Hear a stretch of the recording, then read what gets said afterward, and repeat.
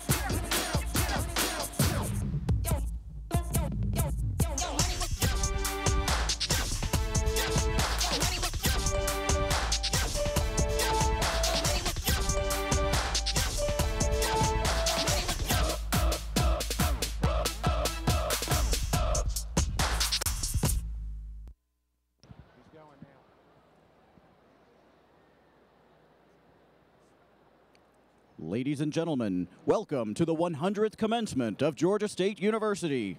At this time, please welcome the spring class of 2015.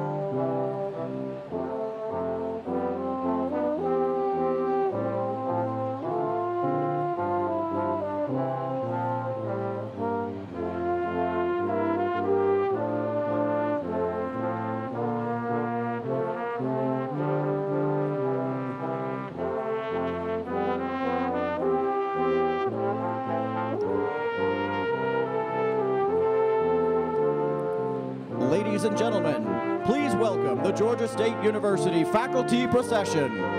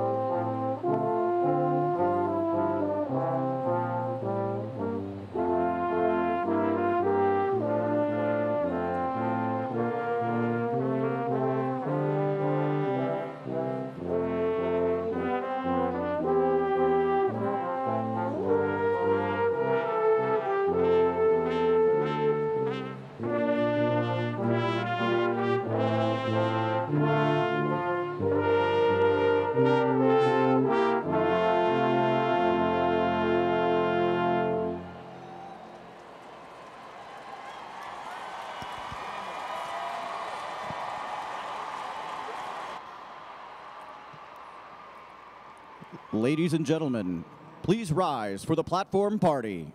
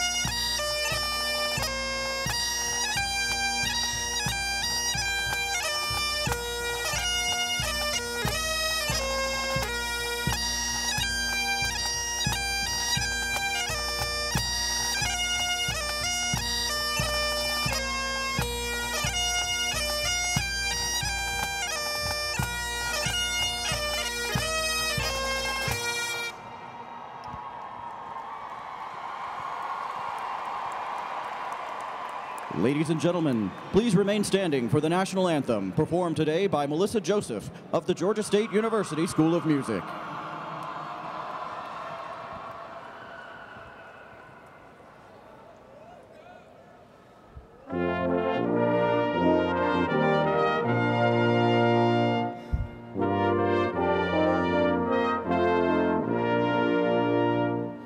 Oh, say, can you see by the dawn's early light what so proudly we hailed at the twilight's last gleaming, whose broad stripes and bright stars through the perilous fight o'er the ramparts we watched were so gallantly streaming. In the rocket's red glare, the bombs bursting in air gave proof through the night that our flag was still there.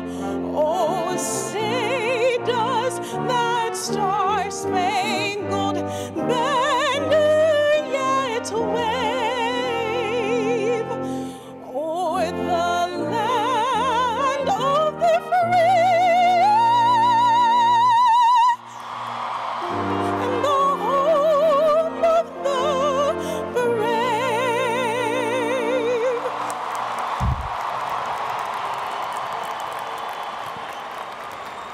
You may be seated at this time. Ladies and gentlemen, please welcome the president of Georgia State University, Dr. Mark Becker. Well, good afternoon, and welcome to Georgia State University's 100th commencement ceremony.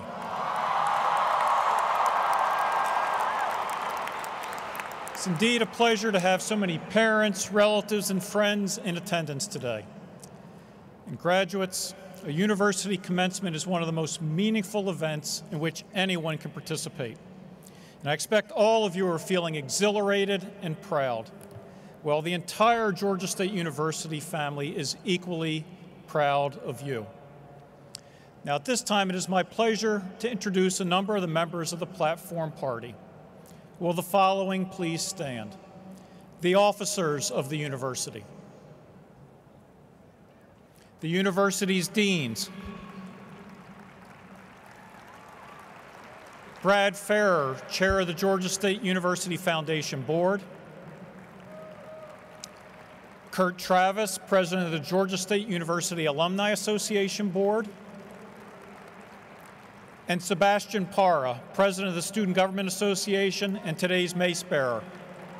Please join me in collectively welcoming all these important members of the community.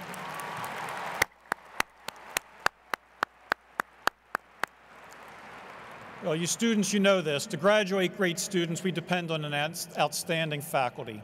And with us today are faculty members representing the faculty body at the university, as well as emeriti faculty, those who have since retired. Will all faculty members and emeriti please stand to receive our thanks and recognition?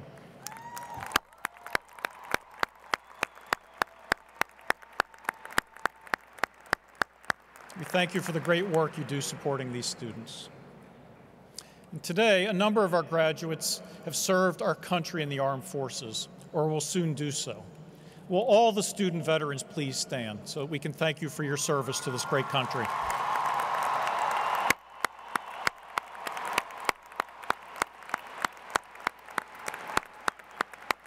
Thank you.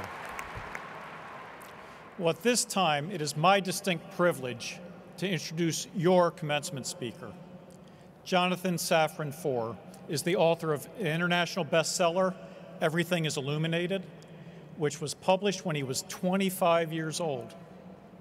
Hailed as the debut of the decade and translated into 35 languages, it was named the Book of the Year by the Los Angeles Times. His second novel, Extremely Loud and Incredibly Close, went straight onto national and international bestseller lists. In fact, the novel was chosen as Georgia State's first-year book for our first-year book programs as its selection for the freshman class of 2011. And Mr. Foer was the keynote speaker at Georgia State's freshman convocation that year. Many members of this year's graduating class were freshmen 4 years ago and will remember him. Named one of Rolling Stone's People of the Year and Esquire's Best and Brightest, Mr. Foer has had stories published in The New Yorker, The Paris Review, and Conjunctions. He's the editor of a best-selling anthology of writing inspired by the bird boxes of Joseph Cornell, entitled A Convergence of Birds. His libretto, 7 Attempted Escapes from Silence, was performed by the Berlin State Opera House in 2005. Ladies and gentlemen, please welcome your commencement speaker, Jonathan Safran Foer.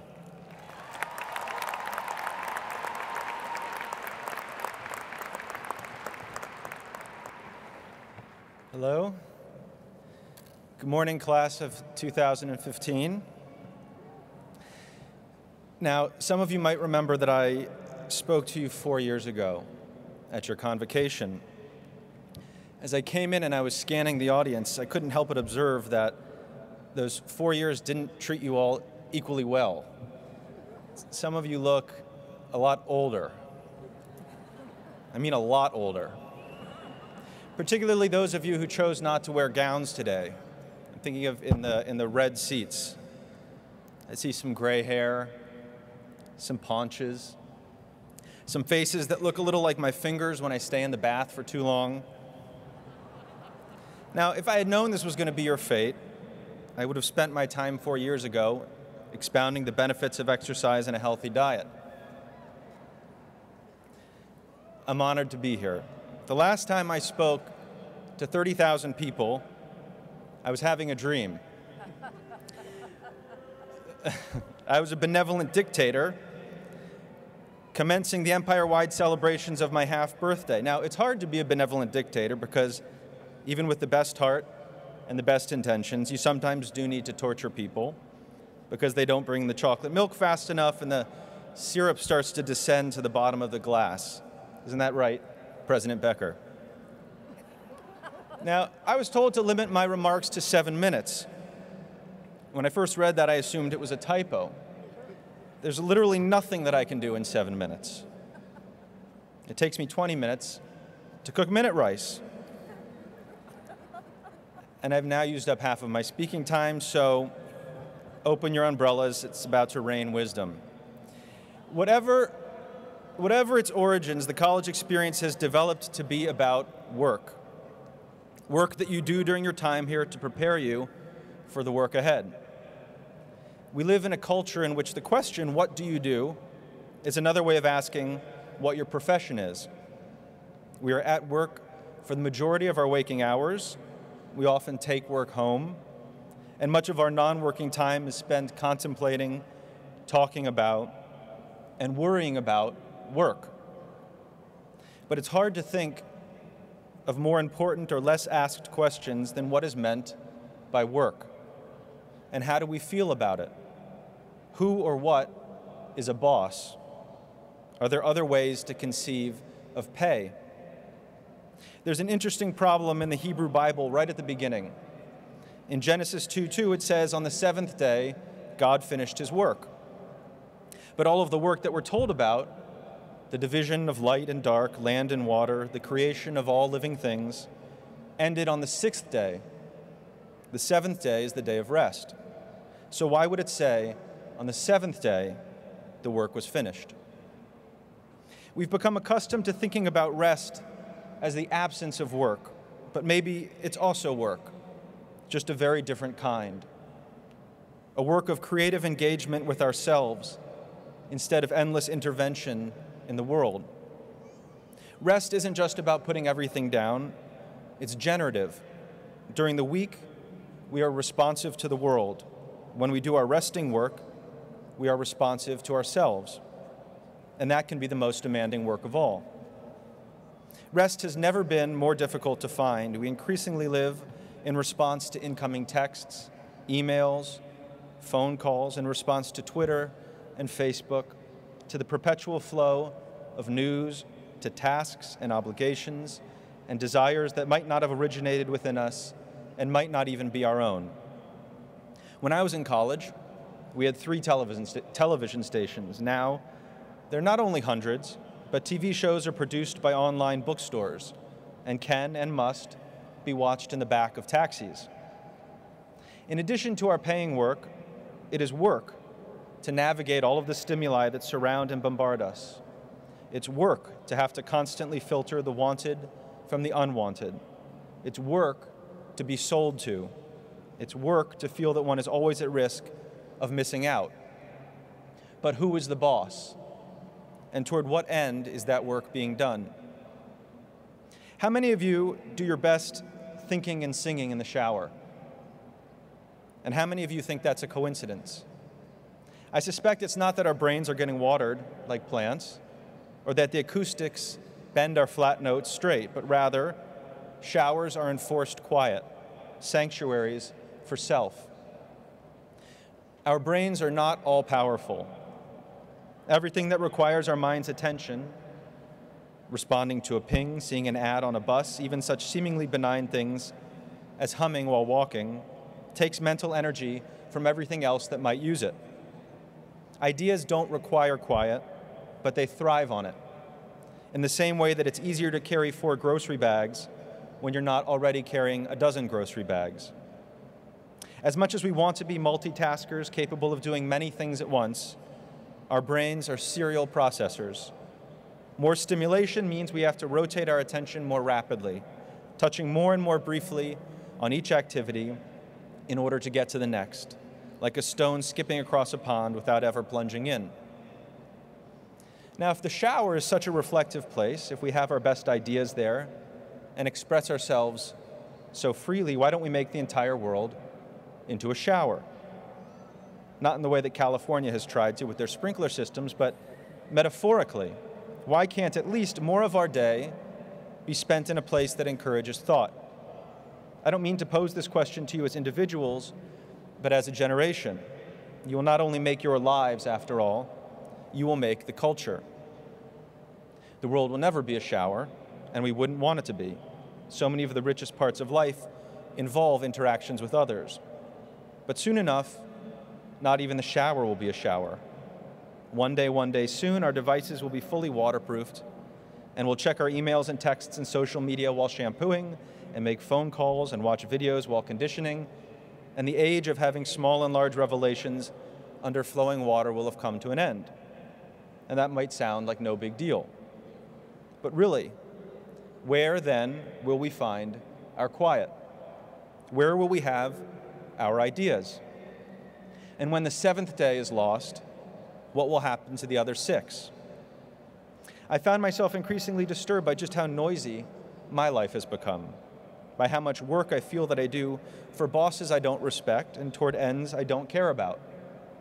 Around a year ago, when I was finding it impossible to be still, to walk down the street without feeling the need to call someone, to read a book without an addict's impulse to check email, to make progress on things I cared about while I was suffocated by a million small obligations, I felt that I either had to insist on change or that I would become an entirely reactive person, having lost the non-reactive, intrinsic thing at the center of me, sometimes referred to as a soul.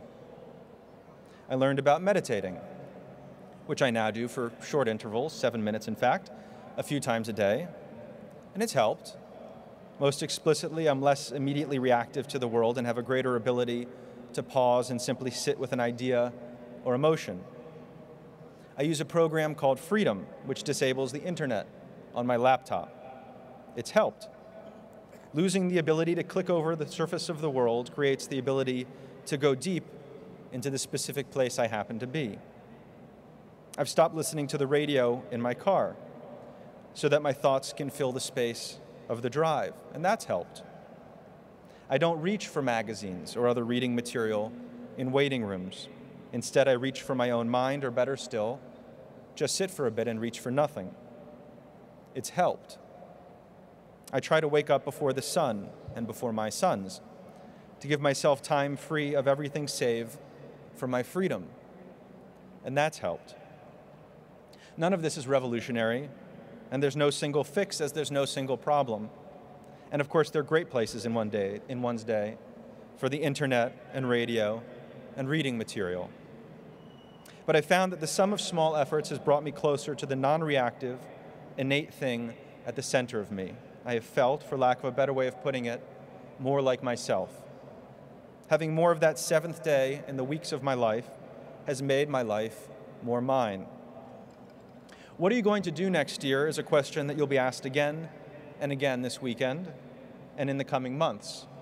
But only you, if anyone, will ask about your soul.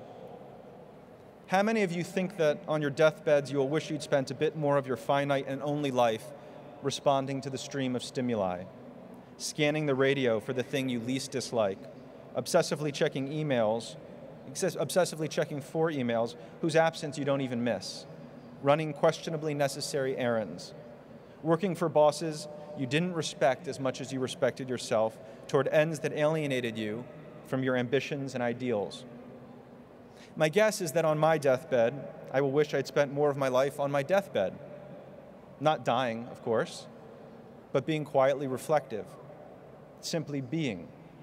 I imagine I'll wish I'd spent more of my life in the shower, itself a kind of vertical deathbed, expressing myself and having ideas in response to myself. For almost everyone, there's a necessary difference between your work and your life's work. You'll have to have a job in order to put food on the table. But what will your life's work be? How much of your life will be spent doing it? Who will be your bosses? The torrent of small demands, or your family and friends? Or perhaps most inspiringly, yourself? Toward what end will your life's work be done? To make money? To acquire a title or prestige? Or to create meaning and pride? To know and be known? To love and be loved? These are not questions to ask ourselves, but questions to ask each other. Questions to ask as families and communities and generations. Now, I joked at the beginning of this speech about how much some of you have changed in the last 4 years. Perhaps, like most joking, it was a little bit anxious. Perhaps I was thinking about all of my own change, worried that I'd changed too little or too much, worried that in my efforts to change the reactive parts of me, I'd changed the innate center. When I last spoke to you, my sons were 2 and 5. Now they're 6 and 9. I've probably lost a little bit of hair, although who could tell, and undoubtedly acquired some distinguishing gray highlights. I went to Japan. I took up the cello for 3 months.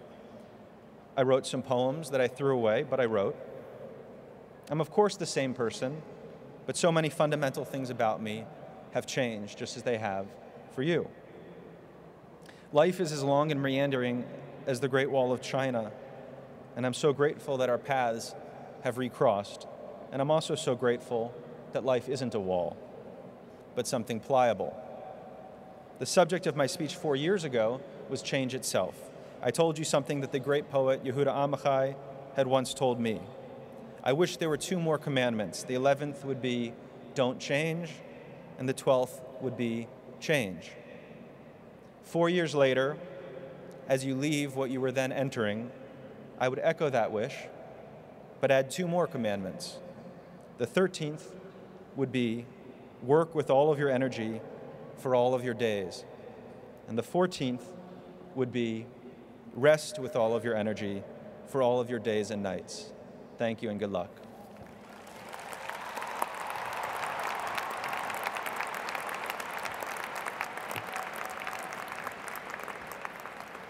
Well, thank you, Jonathan, for those inspiring words full of wisdom.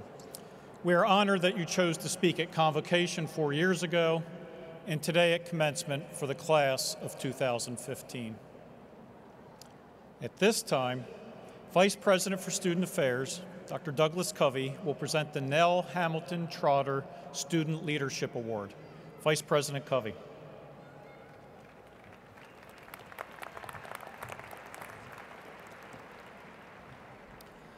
The Nell Hamilton Trotter Student Leadership Award is the institution's highest student leadership honor. Named for Georgia State's first Dean of Women, it recognizes a student who has enjoyed academic success while playing a significant role in campus leadership. This spring's recipient is Michelle Parkas.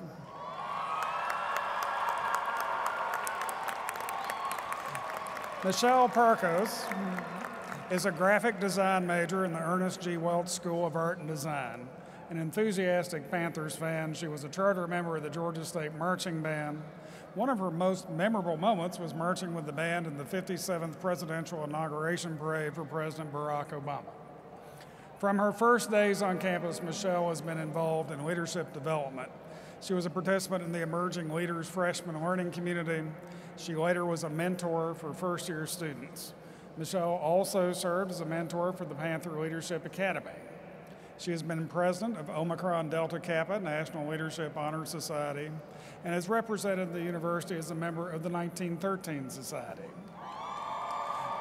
Michelle has worked to promote the fine and performing arts through her involvement in the Graphic Design Club, the School of Music, and the Undergraduate Advisory Board for the College of Arts and Sciences. After graduation, Michelle will begin work as a senior graphic designer at the University of Georgia. Ladies and gentlemen, please join me in congratulating our Nell Hamilton Trotter Student Leadership Award recipient, Michelle Parkas.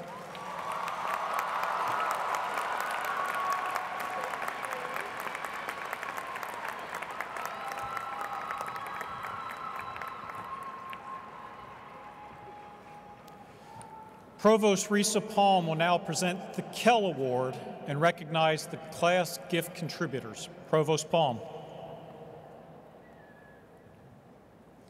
The Kell Award is given to the senior who has achieved the highest scholastic average with all coursework taken at Georgia State. The spring 2015 recipient is Emina Lelich.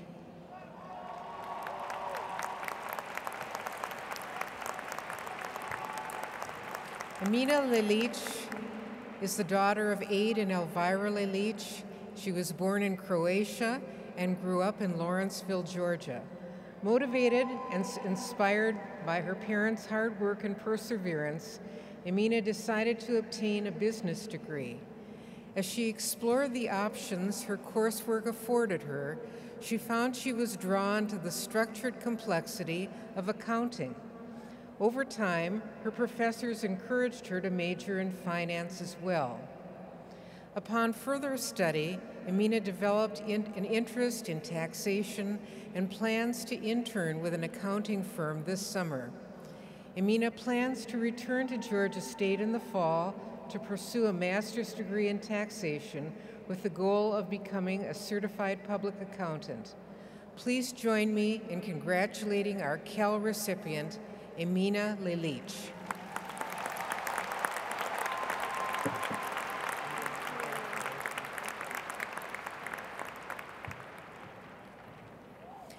Many of you receiving your degrees today have chosen to continue your influence on Georgia State through your class gift. As an indication of this gift, you are wearing a blue tassel. Please stand as we thank you for your generosity.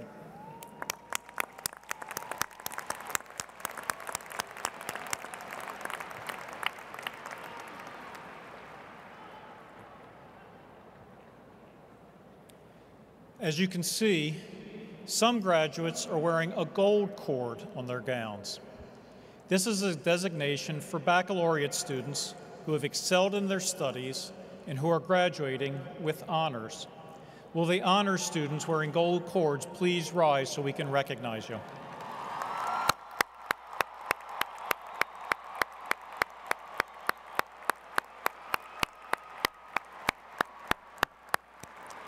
Thank you.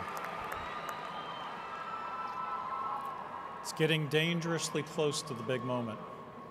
I now call on Provost Palm to present the candidates for the various degrees. Will candidates for all degrees please rise?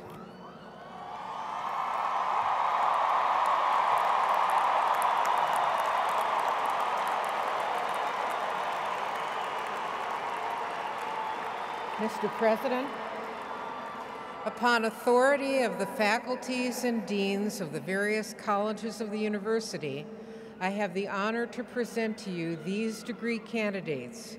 Each academic dean has certified that these candidates who stand before me and others who are not present have all completed all requirements for degrees outlined by the university, the Board of Regents, and the laws of the state of Georgia.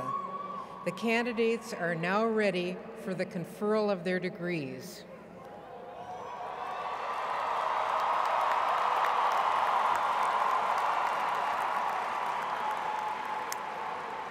By virtue of the authority invested in me by the Board of Regents of the University System of Georgia, I hereby confer upon you and each of you the degree described in the official records of these commencement proceedings with all the rights, privileges, and responsibilities thereto appertaining. To symbolize the completion of your degree, will each bachelor's graduate please move your tassel from the right to the left.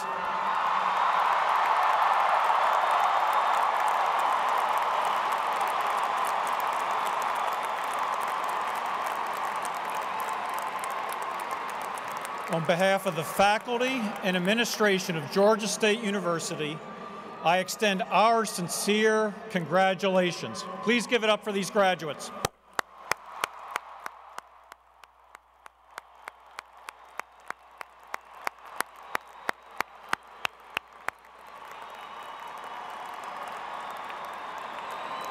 Now, if you will please be seated, we'll invite Provost Palm to return to present the colleges for recognition.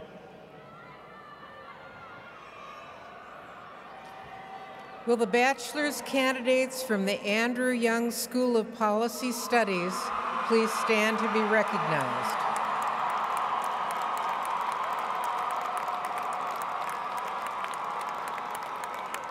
Thank you. Will the bachelor's degree candidates from the Burdine F. Lewis School of Nursing and Health Professions please stand to be recognized?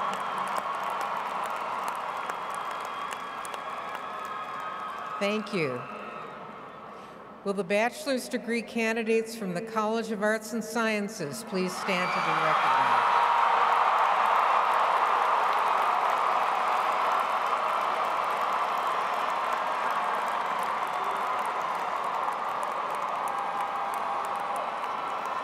Thank you. Will the bachelor's degree candidates from the College of Education please stand to be recognized?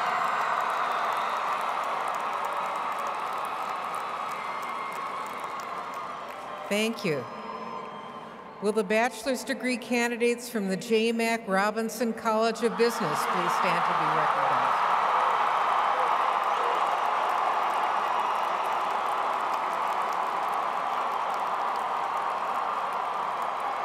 Thank you. Now, will the bachelor's candidates who are also part of the Honors College please stand to be recognized?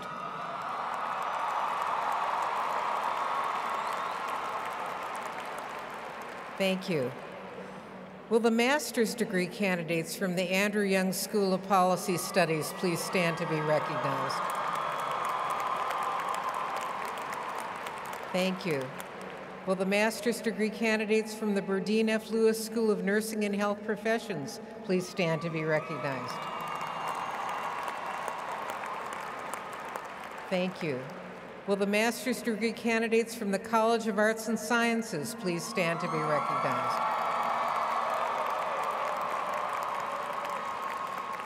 Thank you. Will the master's degree candidates from the College of Education please stand to be recognized?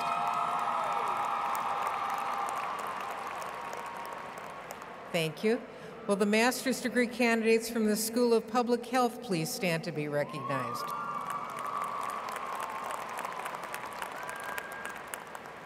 Thank you. Will the master's degree candidates from the J. Mac Robinson College of Business please stand to be recognized?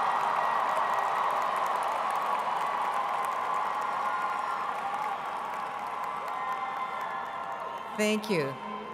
Will the specialist in education degree candidates please stand to be recognized? Thank you. Will the Doctor of Physical Therapy degree candidates please stand to be recognized? Thank you. Will the Doctor of Education degree candidates please stand to be recognized?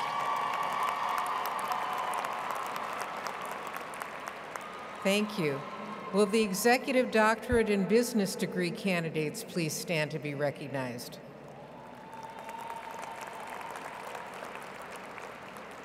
Thank you and congratulations to all of our graduates.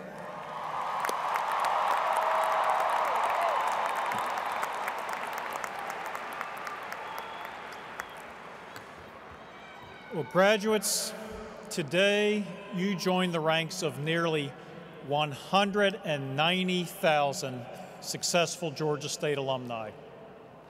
We are proud of their accomplishments, and we look forward to your future achievements as well. During your time at Georgia State, you've excelled in the classroom, and you've been part of a great university in the heart of an exciting and dynamic city. You have much to be proud of, but I think we all know that you had help along the way. So it's important that we take a moment to recognize some very special people in attendance today. Will the parents of the graduates please rise so we can thank you for your support?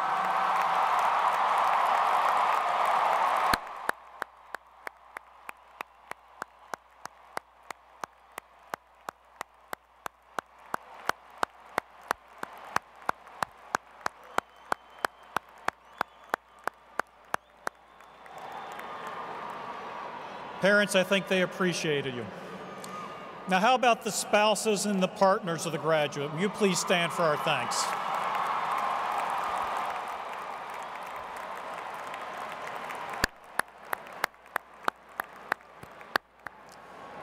Now, at Georgia State, we know that our graduates come from all segments of society and all ages. So let's thank the children and the grandchildren of the graduates. Will they please rise?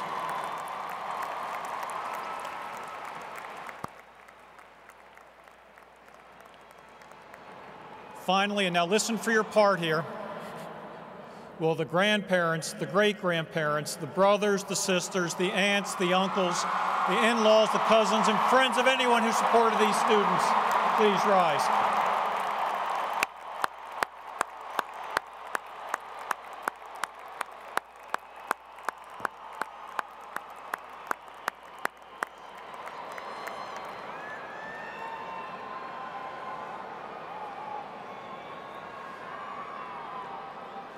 These commencement exercises require a great deal of time and effort. This doesn't just happen automatically.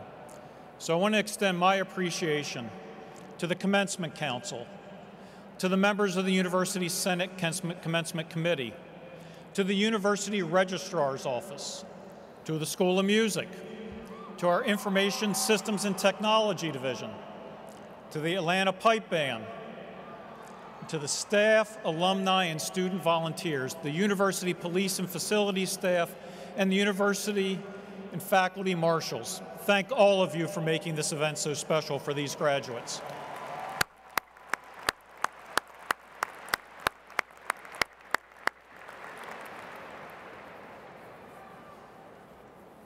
Now, I can tell this group of graduates has not only worked hard to get here today, but from this vantage point, I can see those mortar boards. There's a lot of work has gone into designing and decorating mortar boards. So for those of you that have come here to honor your graduates, they've worked hard, they're putting on a show for you. Please give them the loudest, most raucous recognition you can this one last time.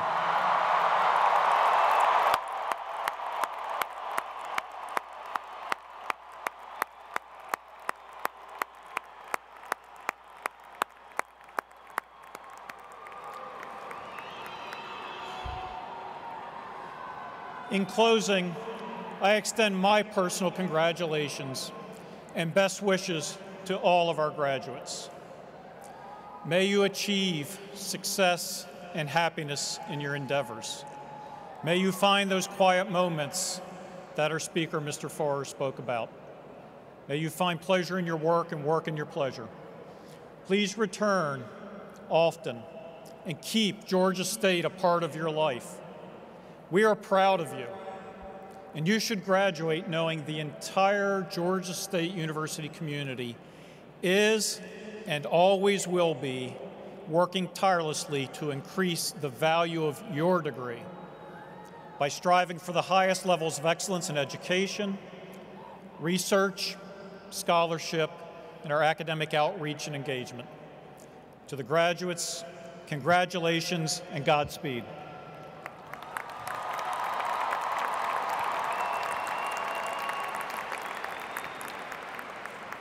At this time, Nicholas Wiquinto from the Georgia State University School of Music will lead us in singing the Alma Mater, which is printed on page 54 of your program. Please rise and remain standing until the platform party recessional is complete.